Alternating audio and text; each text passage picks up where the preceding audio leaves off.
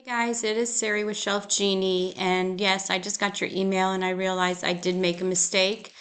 So I'll just review with you real quick. We'll do the left side of the dishwasher. You'll have 4 glide outs here, and then we'll walk over to the right side of your sink, and we'll go ahead and do a tray bin, and you'll have 2 dividers, 3 sections that are 3 inches apart, and then we'll attach the door, and then we'll go above that and do another glide out for your foils, saran wraps, trash bags, whatever you need. And then, of course, we'll do this blind corner here that will come 2 out and 1 across. And then we're going to do your pantry. Okay. So, yes, I did not include pricing underneath the sink.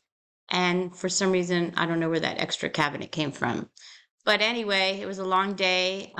So if you guys have any questions, so that is the correct pricing in the email. And if you have any questions, feel free to call 770-380-2499. Thanks. Sorry about that. Take care. Bye.